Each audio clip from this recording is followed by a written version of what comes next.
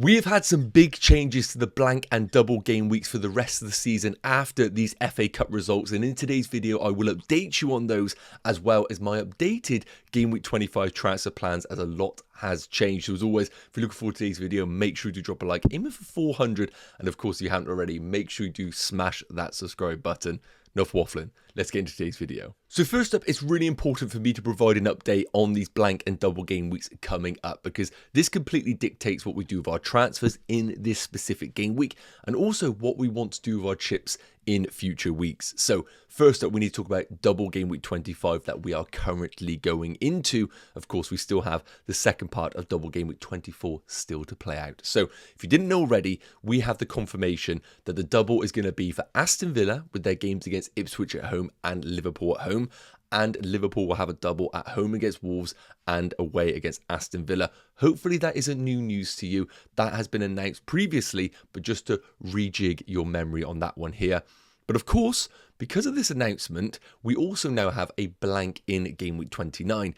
Aston Villa and Liverpool are confirmed to be a blank because, of course, the double that they have in 25 originally was going to be the fixture in game week 29. Now, this is where the big problem is being created first and foremost. If you try and pile in on Liverpool and Aston Villa players for the double in 25, which isn't a bad strategy, you need to remember in the back of your mind, you are buying players that then will blank in game week 29.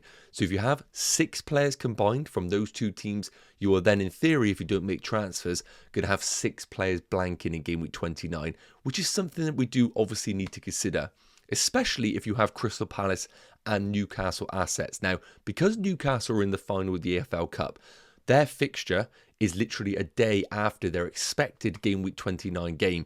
So we are almost 99% sure this game is also going to be postponed and moved into a future game week. Projection right now is game week 33, which will mean Palace and Newcastle will double in 33, but what we haven't had officially announced is that they will blank in 29, but we are expecting it. So of course, if you have Villa players, Liverpool players, Palace players and Newcastle players, game week 29 could be a problem for you. Hence why a free hit now in game week 29 is absolutely on the cards. Next up, double game week 33 we need to discuss. Chelsea, Liverpool, Spurs and Everton won't double in game week 33. So we originally were expecting game week 34 to be a blank game week for those teams because we were expecting them to progress through the FA Cup. However, with all of those teams now being eliminated from the FA Cup, it means that they won't blank in game week 34, which means they won't double in game week 33, which is massive, because that now means that Liverpool effectively might not have another double game week after game week 25. So the hopes of putting a triple captaincy on Mo Salah are now dwindling if you, of course, currently have the assistant manager chip activated. So a reminder, blank game week 34, we now have 2 official games announced. Chelsea versus Everton and Liverpool versus Spurs. Now, originally, game week 34 could have been a really big blank game week. With these 4 teams being involved, it does feel like game week 34 is going to be a bit easier to navigate if we are under the assumption that people have Parma, triple Liverpool, maybe a sprinkling of Spurs along the way there. So with all this said, we need to remember that your team is your own team. We cannot obviously have the same chip strategy going forward. But what this does note is that the free hit later on in the season might not be as powerful. I still think it will absolutely have a reason to be used. But game week 29 free hit is definitely on the cards now if you don't want to completely rip up your team and sell from those 4 teams there. I'll touch on that later on in this video because I am one of those managers that is in a similar boat to that. But I just wanted to give you an update on this situation. The other thing worth noting is that game week 36 still will be a double game week we're expecting, but maybe not necessarily as big as what we anticipated, but it still should be a double game week. And I always advise managers going over to fpl.team to check out their projections alongside Planet FPL. So next up, I want to give you just a quick update on how my team is currently looking going into double game week 25 and a few early transfer plans and a few players that might be on the chopping block. So currently, my team has the assistant manager active. I'm going into the 2nd week of Arne Slot. And of course, this has definitely paid off with Liverpool now getting the double in 25. I'm effectively getting 4 games for the price of 2 game weeks of Arne Slot, which for me is exactly what we wanted. So Currently got nothing in the bank, 2 free transfers available. When I look at my team for game week 25 in isolation, I already have triple Liverpool in Trent, Salah and Arne Slot. However, what we do need to remember is that currently Trent Alexander-Arnold is a fitness concern going into this double. Now, Conor Bradley, we know, is absolutely capable of stepping in for Trent. He doesn't displace him in the team, but I do think with double game week coming up for Liverpool, there is a chance that if he isn't fully fit for the Wolves game, they will play Bradley for the Wolves game and play Trent for the Aston Villa game. And if I was to say to you right now, you're just going to get Trent for Villa away with all of the attacking assets that they have at their disposal, I think that isn't an amazing situation to be in. So we're going to go off the current situation that he might be available, but I also want to show you some options available if he is ruled out. I don't want to jump the gun right now and just sit here and tell you Trent won't play, but I think there is definitely reason to think his minutes will be at risk. So currently I'm tripled up on Liverpool, which is absolutely fine unless Trent is ruled out. But I have no Aston Villa players. Now, one route that you could go for is putting the assistant manager chip on Unai Emery. I do not mind that at all. There is a chance Villa could nick a win against Liverpool at home with all of their new signings that they do have. My position, though, makes no sense to do Arne Slot to Unai Emery. So the big concern right now with my team, of course, is that if I am not going to free hit in game week 29, then buying Aston Villa players makes no sense because they double in 25, but then they cause plenty of problems later on in the season. We need to remember, I'm one of those managers that has double Liverpool in attack. I've got double Crystal Palace who will blank in 29. I've got Alexander Isak and Gordon who blank in game week 29. And now I'm talking about potentially dropping more players in the mix that also will blank in game week 29. Now, the reason why I'm saying this is because I don't want managers to think they can't buy Aston Villa players. If your team's similar to mine, I do believe that if you are going to go down this strategy, you are forcing yourself to free hit in game week 29. But I don't think it is a bad strategy, which we will touch on.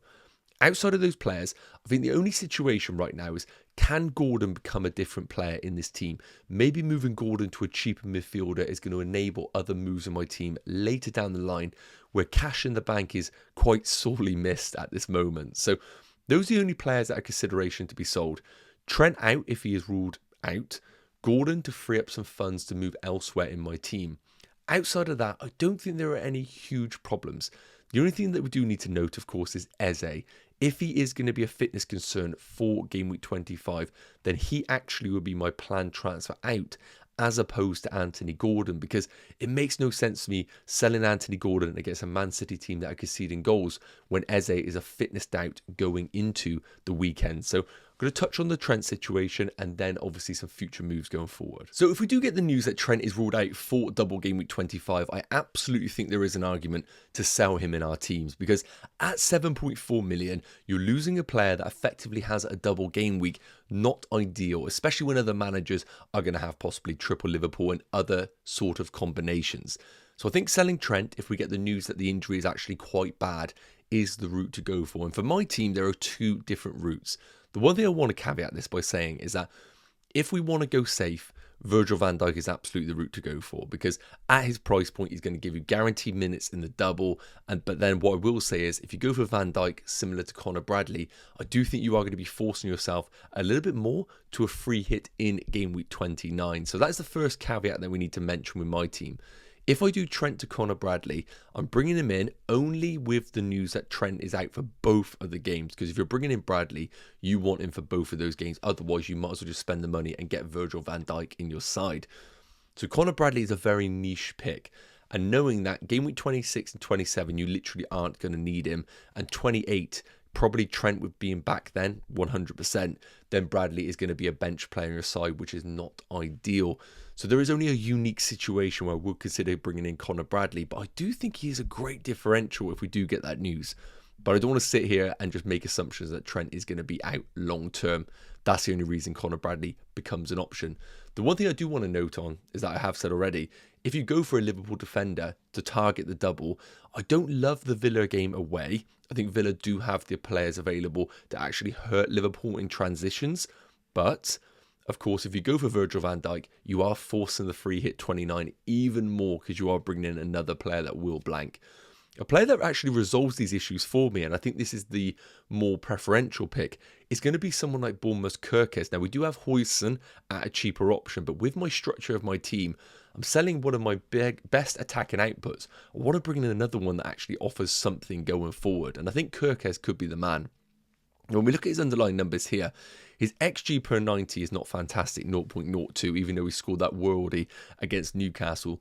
0.13 expected assists per 90, actually not as good as what I think a lot of us were expecting from him. But playing in a really good Bournemouth team right now, and the fixtures are good. Southampton and Wolves, I'd absolutely play him in. I'd consider Brighton and Spurs, see what the rest of my team looks like. But then game week 29, yes, Brentford score goals, but I still like Bournemouth. And then importantly, game week 30, Ipswich at home. If I don't want to use the wild card in game week 30, I have a fantastic defender for that position there. So as of right now, if Trent's ruled out, I think I'll just go to Kirkes and bring him in for game week 29, only if I am in a position where I know I'm not going to free hit in game week 29. If I'm pretty much locked in on game week 29, then I think Virgil van Dijk then becomes a pick for me rather than that of Connor Bradley, because I think that's just too risky of an option. So taking a look at my game week 25 transfer plans, I want to play out two scenarios here because I think it is really important that in this game week we have an understanding of what we want to do with our chips. So this first instance here, we're going to play out if I free hit in game week 29, as it does slightly change the direction that I would take my team in, and you would see the upside of what the free hit provides. So with my team in game week 25, if we are going to free hit in 29, then I don't have to worry about teams blanking. And if that is the scenario, then I think what I would do is I would sell Gordon to bring in someone like Rodgers. However, the caveat that I want to say here is that if we do get the negative news that Eze is going to be out, which I think right now it sounds like it could be, Rodgers would then come in for Eze. So let's say that scenario happens, the team would look like this. If Gordon is fit and Eze is out, I do Eze to Rodgers. If Eze is fit, then I probably would do Gordon to Rodgers and free up the funds. So the team would look something like this. I wouldn't want to make two free transfers because I'm remembering I'm probably going to sell Arne Slot in game week 26 for another manager because I will have one final week of the assistant manager chip. However, what I do need to state that if Trent is then ruled out for the double, I think I would be forced to then play the second free transfer, and that would be doing Trent out. And again, because I mentioned I would be free hitting in game week 29, I would then bring in Virgil van Dijk for the double game week and just capitalise on having that additional game. But of course, that is if Trent is ruled out for that game week. With this instance, let's say he is absolutely fine and let's keep him in the team just for context in this game. So going into game week 26, as I mentioned, we're going to be in a position where I'm going to have to make an assistant manager move. I have done that already for the purpose of this video. So I've done Slot to Arteta. I don't love a lot of the game week 26 games. I don't think there are many table bonus opportunities. So I think I'll just play it safe, bring in Arsenal for their home game against West Ham and just be done with it. Don't love it, but also I think it is the safe move. After that, I think I probably would then roll the transfer again. The expectation that Trent will be back is what it is. If he is not, I would already have Virgil van Dijk in that place. And the rest of the team kind of picks itself. I'd be content with that. Rodgers against Chelsea, I think, is absolutely fine. Going into game week 27, now, this is where I think it's really important. Do I actually need to make a move? Now, things could change between now and then, 100%. I think a move that would be a consideration would be possibly Gordon to someone like an Mbeumo. Gordon's fixtures continue to be difficult here. I think that's a tricky game. But after that, the fixtures are okay. I need to remember, if I'm free hitting in game week 29, is Gordon somebody that I want around this period? And I think he absolutely could be. So Mbeumo would be someone who'd be tempting, but I also would like to roll the transfer in this scenario. Get myself to game week 28. Again, let's say that I'm able to roll my transfer. What I want to show you is how this team could look in game week 29. Now, of course, this is a free hit team, and I've purposely put in a few weird differentials just to show you that if you're in a position where your rank is not ideal, you really could chase some upside. So Pickford could go in at home against West Ham. And before I do this, I want to quickly show you the expected fixtures just so you have it noted. So these are the expected fixtures for game week 29: Everton, West Ham, Ipswich, Forest, Man City, Brighton. What I acknowledge here is that I don't think anybody is going to have Erling Haaland in game week 29 unless they free hit, because they're not going to want to sell Mo Salah and lose all of that value. So you could have a really nice triple up on Man City. If Bukayo Saka's back, you could bring him in for that. We are anticipating him to be back. You could take a punt on a few Man United options if you wanted to. And also someone like Acuna is a viable pick for Wolves. So coming back to this free hit team, and I will want to say there are so many different routes you could go for this, but Pickford, Vardial, Gabriel and Aina as a back three I think is great. Then you could go for any midfield. Currently I've got Semenyo, Saka as a differential, Bruno as a differential and Savinho, but you could have Mbeumo in here. You could have Foden, you could have De Bruyne. The world is your oyster in game week 29. And up front I would have Cunha, Wood and Erling Haaland. And on the bench we've got Ahmad, Mikalenko and Kirkes. So I think a lot of these players will be lowly owned just because of the way managers are navigating game week 29. And the great thing about this is then in game week 30, my team would look like this. I'd have many transfers available because remember, you can roll through it. And I think the team looks absolutely fine. Pickford away against Liverpool, not ideal. But the rest of the team, I've managed to keep my Newcastle assets for Brentford. I've managed to keep my Crystal Palace player for Southampton away, which is perfectly fine. And the team looks good for this game week. My Liverpool assets will look good as well. So that is one of the routes. The other route I want to show you is game week 25 if I were to not free hit in game week 29. So first up what I would do is sell Gordon to Kluivert to free up the funds for future. And the team would look like this. Now again, I would have to make the slot to Arteta move that we've already discussed. Now, the team looks very similar. So we're going to go into the assumption that I can continue to roll transfers.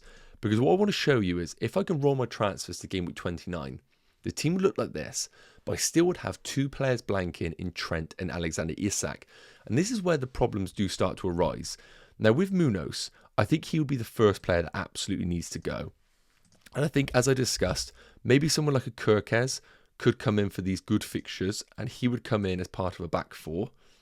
And I could just play 10 players if I wanted to. Again, am I of the opinion that this is essential for Eze? Probably not. So again, I could sell Eze if I wanted to, use one of my many free transfers. I would have 9.5 million in the bank. So I could go to any of the players I discussed. I could bring in the highly owned Mbeumo, who inevitably is going to be highly picked in that week, and play a 4-4-2 with still some transfers available. The problem is the players that you can see on your bench here are just players that I absolutely will not want to sell. Great fixtures for Isak. Salah, I just don't think there is any point me losing value in him to then have to buy him back straight away.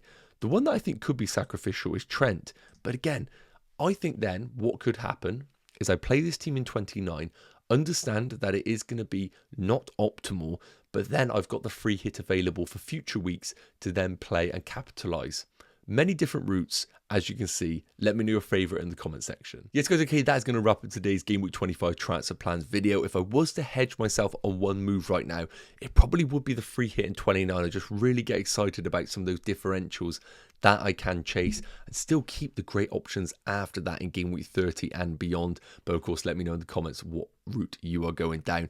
As always, if you enjoyed today's video, please do consider dropping a like and smashing that subscribe button, and I will see you in the next one. Take care. Cheers.